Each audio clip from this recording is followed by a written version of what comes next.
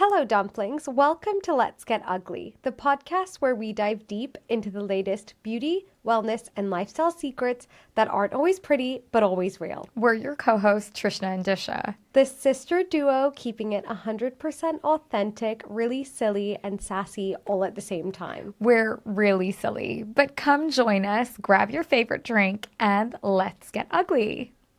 So, Josephine Baume, welcome to Let's Get Ugly. You're a woman of many talents, actress, musician, style icon, beauty muse.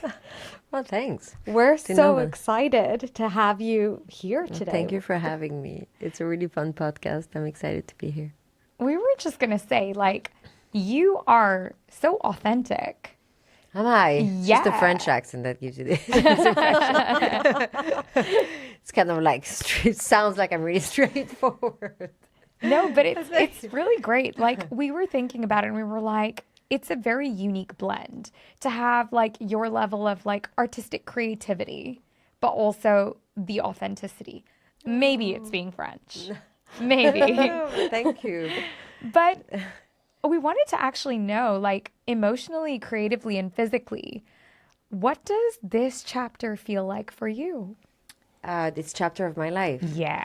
Well, a lot has happened because obviously I became a mother not that long ago. So it definitely feels like a new chapter in my life, even though I somehow feel, that people are like, how is motherhood? And I sort of can't, I definitely feel like a mother, but I feel mostly like it's not that it's changed my identity. Actually, I feel completely like I'm still exactly the same person, but I've just made this incredibly cool little human being that needs me to survive.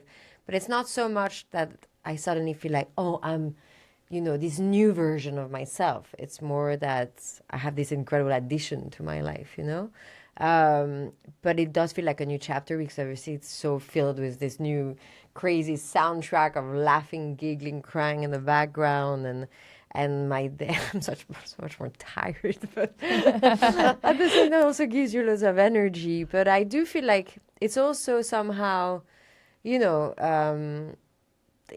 though obviously this is it's very time consuming, and at the same time I somehow never worked so much recently. I've worked so much, and you sort of develop this superpower where your kid comes with you on set, or your kid goes on tour, or you know what I mean? So you kind of want to become the best version of yourself, in the sense of you're like, I need to sort of be on a level for this little person. So I feel like it hasn't refrained me from doing things. I don't feel like, oh my God, I don't have a life anymore. I sort of feel like, okay, I need to be like a superhuman for this person. Yeah, definitely. And it sounds like such an exciting time for you as well. What has really changed about how you create things and how you see yourself and how you dress in this new chapter? Has that shifted for you? I feel like, if we're talking about the new chapter being a mother or the new chapter being in my 40s, I don't know which one it is, but being a mother for 2 years, I was definitely still, I put on quite a bit of weight. And so I guess that changed. But at the same time, I feel like you're sort of high on this new ongoing excitement and sort of surreal thing that that your brain can't completely compute, that you've made a human with eyes and nails and teeth, and you know what I mean? I don't think we can ever really understand it. Sometimes I see your eyes open and I'm like, oh my God, how did I make this, How did we make this? So I do feel like, even though, it's a difficult time after having a child, you kind of you're a bit, you have to reconnect with your body. You have to, you don't always feel like $1 million, but you're also a bit delusional, in the sense that I felt like there's, as I said, you're so high on so many other new information that I think I had I didn't really think about that so much. I didn't really see it as a problem, you're sort of beyond that in a way. And I felt I felt very woman, So I didn't feel like I needed to hide myself, or I didn't make a huge fuss about it. I mean, we did a fun photo shoot or whatever, but I didn't need to like post it all the time or whatever. But I also don't think that I needed to. I just felt very much very human and very womanly. They don't need to have a kid to feel like that, but I do feel like it sort of excels that rather than like lowered it, or made me feel more insecure, blah, blah. Even though with your hormones and stuff, you feel you're pretty, you have so many, you over question things or you get very emotional and blah, blah. But otherwise, just getting older in general, outside of just being a mother, because I don't think that, that doesn't apply to everyone and blah, blah. It doesn't have to. I think that, I'm not very good also sort of, I always, of thinking of myself outside of myself in the present. I sort of see pictures of myself when I'm like 25 and I felt like quite tomboyish inside. I always have felt quite tomboyish inside for some reason, even though I see pictures, I'm like, I was so feminine, But I feel like I can't really understand. It's hard to understand what you sort of represent, and by representing, I mean like when you meet someone, what they perceive of you. So I don't really know what this. I can tell you in 10 years maybe what this era looked like and felt like. At the moment, I feel like, but I feel like with age, obviously, you gain sort of calm. No, you're not so attached to what people might think of you and how they look at you. Just sort of care less and less. And if you want to wear something outrageous, you're like, sure, why not? Why do I care? Or the opposite, if you really don't want to make an effort. I think I maybe overthink things a bit less in that sense. Yeah, which is really great. I was just going to ask, is there anything that you've left behind? Like, is chaos what you've left behind in this era of calm? I really wish I could say yes. I'm like, no, I wouldn't say my life is that calm. I would say that maybe there's, you become more selfless maybe. And also, but it doesn't mean you become less neurotic or that your life is absolutely much more calm. But I do feel like maybe there's maybe a bit less insecurity. And as I said, there's less, what people are going to think of you maybe matters a bit less. And I think that kind of, and I see when you see interviews of, Johnny Mitchell or whatever, like, women who have like aged, continuing what they like to do. The wisdom they gain is often that little by little they just care less and less and they just keep doing what they want to do completely unapologetically, So I would say that maybe I don't feel like I have to sort of fit into something. That's it. But it doesn't mean that my drama in my life. The drama's still there. I feel like that's just like a trademark for the rest of my life, maybe. So basically everyone stays in high school throughout their lives. Basically my telenovela that I live with, it's never going to end. But maybe that's just because I like life being like the most dramatic movie and acting in it in some ways. I think we are all the actors of our own movie. Mine is quite eventful. Sometimes I wish it was a bit more calm, but in a good way, Speaking of that, I mean, with your new chapter, being a mother, because you've had longer for that than turning 40. If it had a title like a film, album, or fragrance, what do you think it would be? Of becoming a mother? Yeah. It's got to be a telenovela, though. But I think it should be a telenovela, actually. You got to call it something. It would, I don't know, because the only thing I can think of, which is actually, I used to watch this movie as a kid.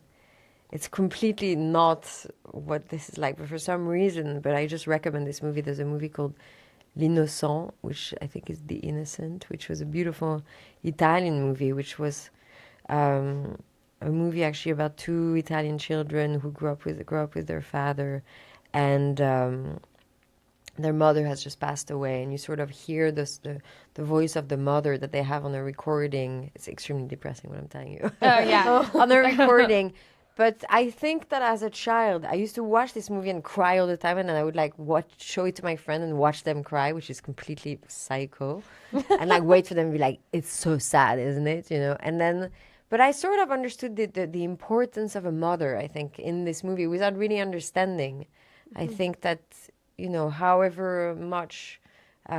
Your father can take over. I mean, I'm talking about that, but then some people have two mothers or two fathers or whatever. But the importance of two parents, sort of balance, And in this specific case, because there's a parent that might be more nurturing and the other one more, psychologically attentive. Like this, just often parents sort of complete each other because one might take the lead on something, the other one. And it's a very good movie for that, where it sort of gives you the idea of what one parent missing, what might take out of the equation and the lack of. So I don't know why it made me think of that movie, but I guess becoming a mother comes with an idea of responsibility in whatever you're gonna,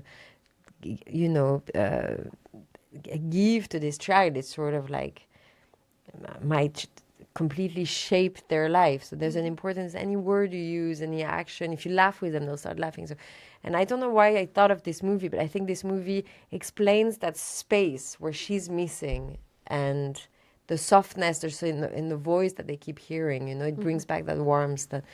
So yeah, I don't know that. So it doesn't show my life, but I just couldn't think of anything. That just thought it's a beautiful movie. You should watch it. So we can cry. So you can cry, and please send me a video because apparently I used to love watching people crack. Which is totally psycho. We'll be like, we just finished the movie. How you feeling? Terrible. So if I think of anything else a bit more uplifting, I'll circle back. But for now, this is the first thing that came in my mind. I think it's a beautiful meaning behind it as well. So, there are two ways to see it. Yeah. Got to see the positive with it. But just to kind of circle back to beauty. Something a bit lighter. Something a bit lighter. I mean, your aesthetic is iconic. You've had it for a long time. Long time. I mean, how did this come to be? Like, how did you come up with your beauty aesthetic, with your makeup being the way that it is and your hair being the way it is? Is it you in your truest form? Is it something you became comfortable with? I feel like I had so my hair is sort of naturally strawberry blonde, and I dye it a bit more ginger, a bit more red, and I mean it sort of changes depending on the time of the year and blah blah. But it was sort of a coincidence. I never really thought of anything. I did a movie with Romain Gavras, which was about where everybody in the movie was about discrimination of redheads, which was a symbolic for a wider comment, basically. And so I dyed my hair for a photo shoot after it, and I liked it, and so I kept it. But I feel like there's always a story behind, rather than I never really thought of like, this is what I want to like look like. And then the eyeliner and stuff, I have no idea. I feel like I always liked makeup as a teenager, like a lot of teenagers. I always liked lip liner. So I literally been using lip liner since I'm like 13 or something. And then eyeliner, I feel like my eyes are quite small. And so it's sort of opened it a little bit. And I guess maybe I must have seen it in like 60s French movies. It's often inspired from movies and so on. And then I kept it, and I really didn't update it since forever. When something works, I'm kind of like, Sometimes I had a little bit of freckles. It's like, and I used to hate glossy looks and stuff like that. And now I add a bit of shine here and there. Sometimes if I work with a makeup artist on the shoot, I'd be like, oh, that's fun. But it's true that I sort of found something that works and stick to it. Has it been like that forever? Like, as far as you can remember, like, this is your signature look? Kind of. I used to wear more red lipstick. I used to also have like red lipstick was also like one of, I do it less, but I feel like I've always just wore the eyeliner, the lip liner, and my hair kind of red like that. Yeah. I love that. I mean, I've changed recently. I had a different hair color. I did 2 movies where I had to dye my hair dark, so I had a different, and then sort of nothing fits. You put you start looking very gothy with anywhere time you were black. Or for me, because I have very pale skin, and suddenly like it's sort of, I had to sort of update a bit, you know. And it's sometimes I was like, I'm down to look a bit more, you know, darker today, but then I didn't feel like looking emo every day either. So I was like, what, you know? So I don't know. I had to. So yeah, I guess it was fun to change because it was for jobs, but otherwise, sort of go back to that. It's not really. I love that. I mean, do you feel like you've defined certain things about yourself as you've gotten older with beauty? Like, are there certain signatures, like you mentioned, like embracing gloss, for example? Like, you love the idea of gloss every, once in a while. But are there some things that you feel are like really signature to you that have evolved with you, or something new that you've introduced into your routine? I feel like I never really put that much stuff on my skin. I use creams and I used to be terrible. And to be honest, I never, for example, very rarely put like body lotion and stuff. I just don't have the patience, and even facials and stuff like that. I'm quite impatient, so like I don't get that many facials when really I should, because as you get older, they're really good for. Every time I get one, I'm like, that's why everybody gets them. But then I get lazy, or I can't be bothered. But I have good creams, So I guess that changed as I got older. I suddenly realized that if you use good products, that's gonna.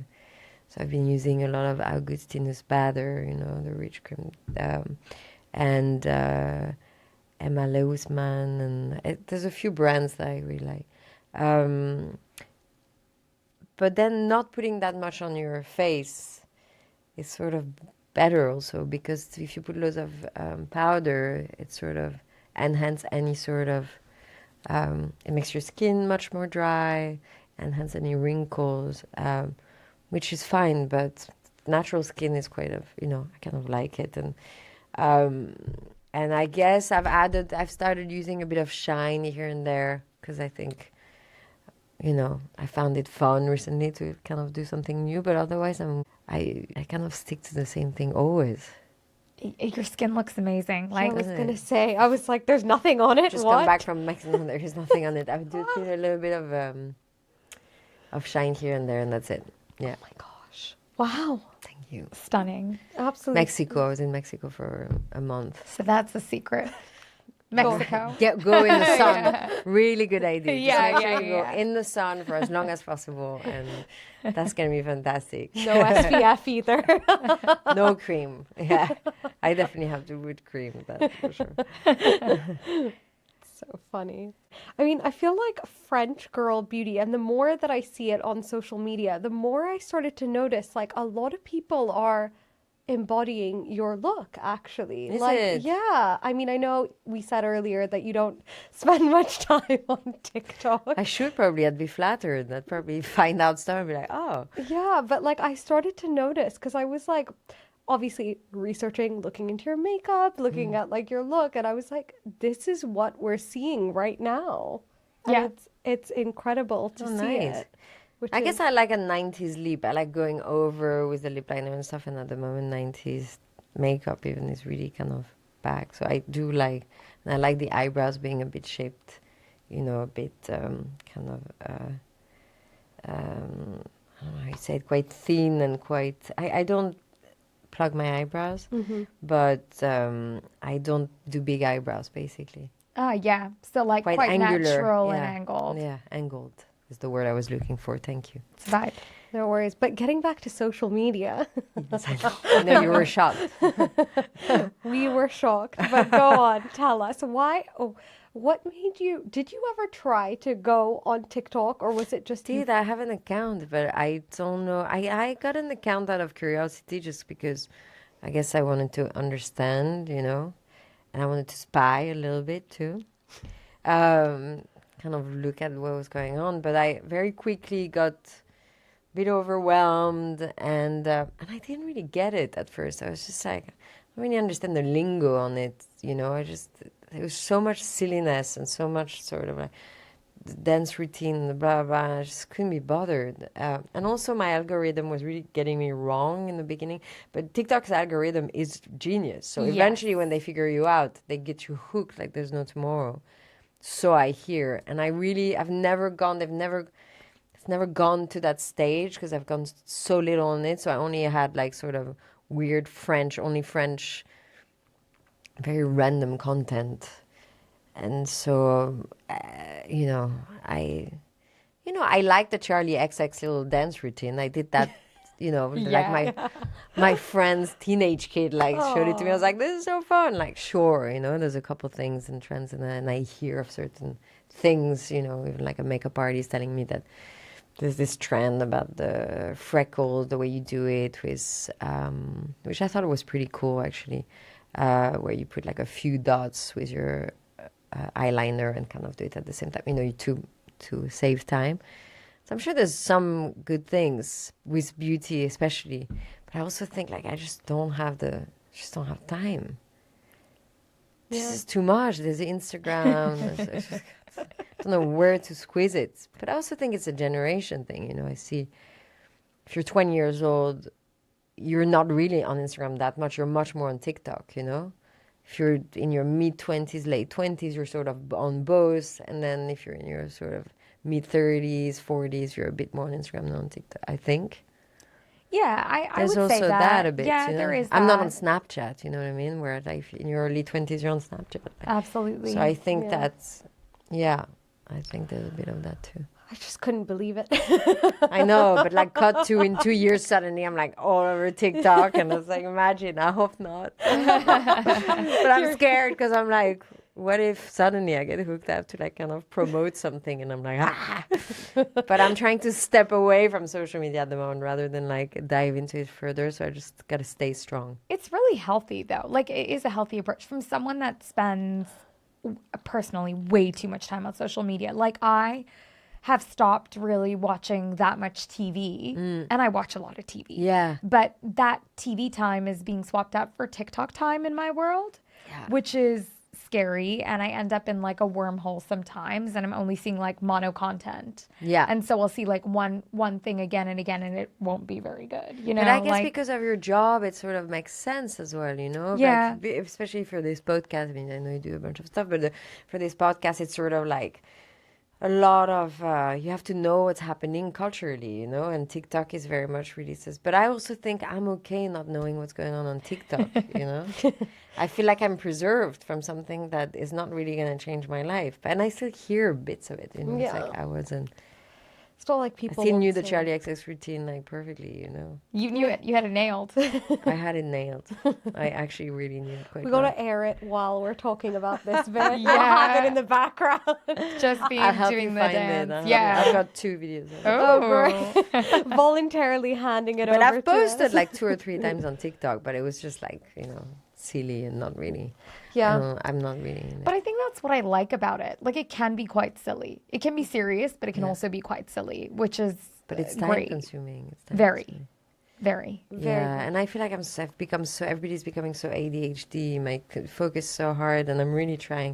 I feel like I've been reading so much more recently, just trying to, and I feel trapped. I feel trapped with Instagram. I feel like, a prisoner of my phone more and more, that I'm getting very close to just trying to find a more drastic solution, I was looking at something ironically on Instagram this morning of like people going to cafes in Paris where they lock their phone for 2 hours, and the first hour they can read online, and the second hour they can interact with people. I was like, oh my God, we're so, that you're so powerless that you have to like check yourself into a cafe where you can check your phone out, It's insane. Oh my God. Yeah, but it's true because you have to have willpower, and like most of us don't. That's true.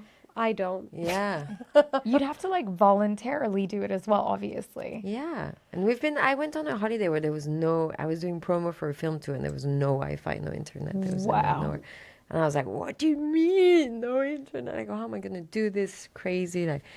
And I actually ended up writing an entire record. I read 3 books in one. I was just like, I was like, oh my God, it takes me a year to do what I've done, in 10 days here. Wow. That's amazing. I know we gotta stop. Yeah, we we do. gotta. Yeah, Yeah. clearly. Gotta slow down on it. Slow down, find the willpower. Yeah, I mean, I'm saying that I'm still on it, but I'm Slowly. trying, and I'm not fully on TikTok yet.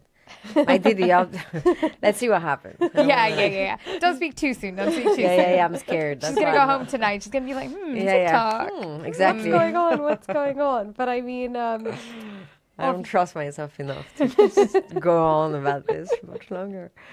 it's too funny. It's too funny. I mean, your outfits are flawless, and Oh, thank you.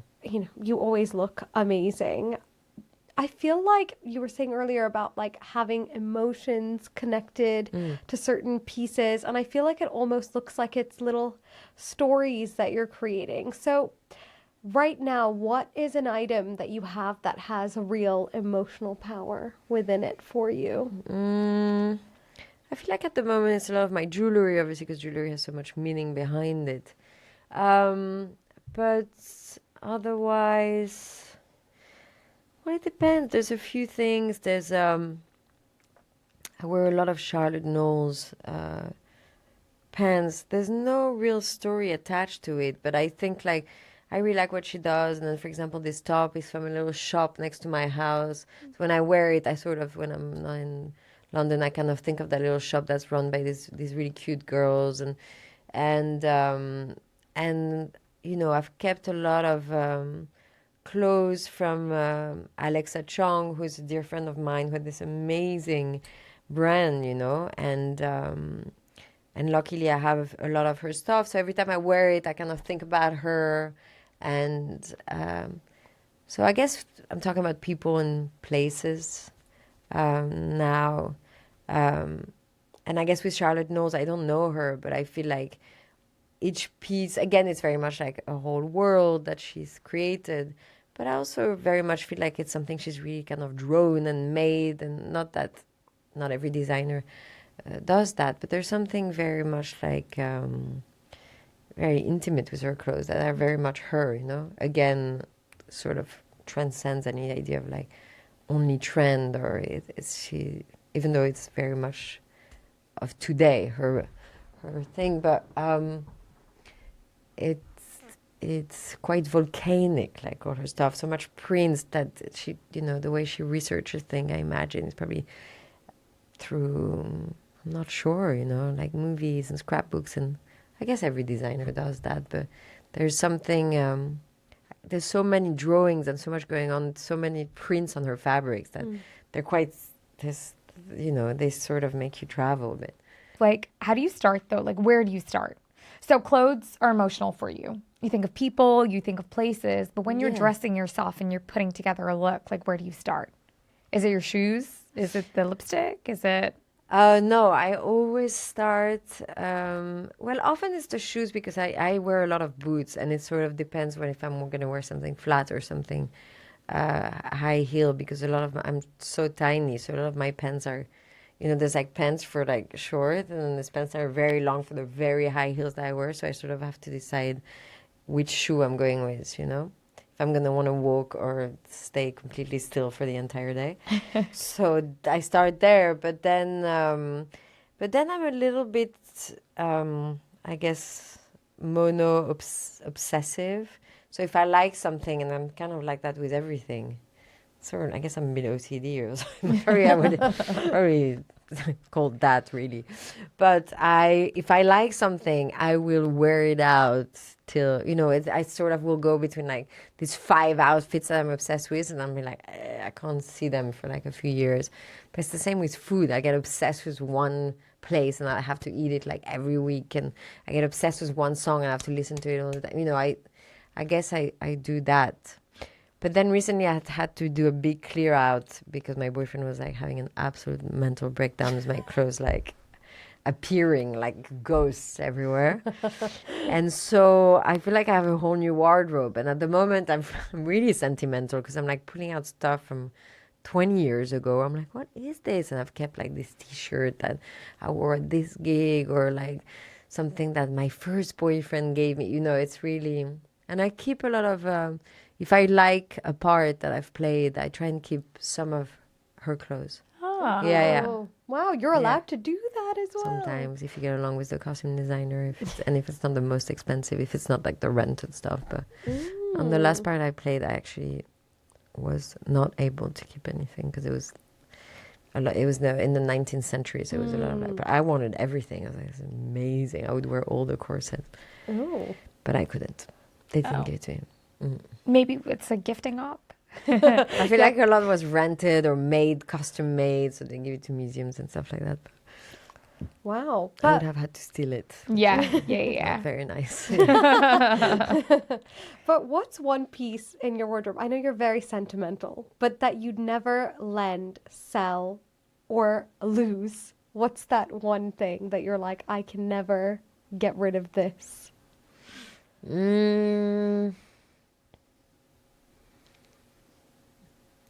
I feel like I have this incredible Dior fur. I know, I'm sorry, but I didn't buy it.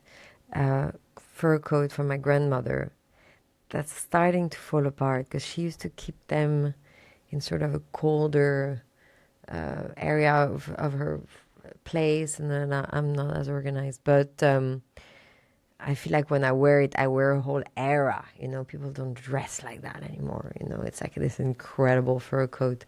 So I would never sell that because first of all, I feel like I'm sort of getting a hug from her because I remember her in that coat so well.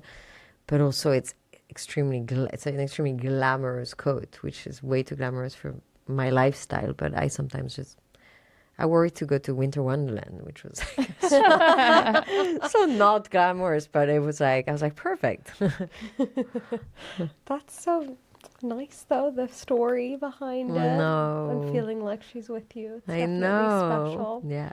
For sure. Yeah. I was going to ask, obviously you've worked in the public eye for years. With regards to your attitude towards it, whether it's cameras, campaigns, social media, or being in public, like, how have you changed? Like, are you more strategic? Like, are you like, oh, well, I'm, going for this event or I'm going to wear this person? Like, do you plan it in a strategic way? Or as time's gone on, are you more like, this is me, take it or leave it? As I said, I think I'm sort of, I care less. So if I wear twice, maybe I won't, do 2 red carpets with the exact same dress, but maybe if I sort of use a jacket and change I probably before used to really sort of make sure that it was like everything was very different. And I think also in the world we live in today, it's sort of okay to wear your clothes. I wear them not on camera a few times, of course. I wear them regularly. But I think it's also okay to wear to have a picture with something that you've worn before today, because we have to be a bit more vigilant, we can't just consume. So I think I'm a bit more chilled on this. And yeah, it's the same with hair and makeup, I used to always kind of like have to have everything under control, hair and makeup. Now I'm sort of happy to just do my own makeup and maybe not my hair because I'm not very good at doing my hair, but yeah. But I love a look and prepping a look for something. You know? But I also think you have to adapt. If it's the premiere of your movie, of course you're like, let's do something crazy and fun, I really enjoy doing that because I think I like telling a story in general, and I like hearing someone's story, as I said, with clothes, with anything. But if I'm going to the premiere of a movie and I have nothing to do with the movie, I'm not going to wear the loudest thing. I'm just going to wear whatever. Then it doesn't matter. Yeah. Sort of like. Interesting. Yeah, really interesting. In terms of a myth about beauty or style that you might have believed early on, because you've been on set for a while and you've learned probably so many behind the scene tricks and tips. Was there any myth that got busted where you were like, oh my God, this is the one thing that I never knew I needed or I didn't? I don't really know. I think it's more when you're on set, there's a few things. It's more like the behind the scenes. So if you're doing like a vampire movie, you see all the prosthetic that goes into it, and that's really fun to see, to be like, wow, this is how you make it so real.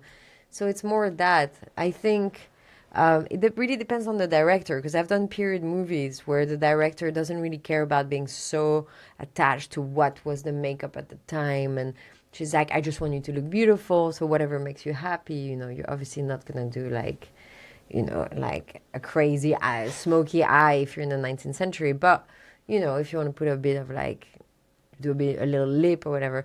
And then there's other directors that are very, you know, want to be attached to the historical part of thing, and then you have a zero makeup because at the time people didn't wear makeup. So it's sort of like, I realized that I guess you're part of a vision, really, and that it's not so much about like, sometimes you also have to accept that there are certain things that are not exactly of the time. And I think I used to be the annoying person that noticed everything in the movies. Like, that's weird, they wouldn't, you know, and then you realize a movie's someone's vision, someone's idea of something, someone's take on something. And so sort of go with the flow with that. Speaking of that, you know, in that moment where you're like now able to kind of, I feel like the key takeaway so far that we've been discussing is you really know who you are. Like, I think that's something that really and then comes you know across. nothing. And then something else happened and you're like,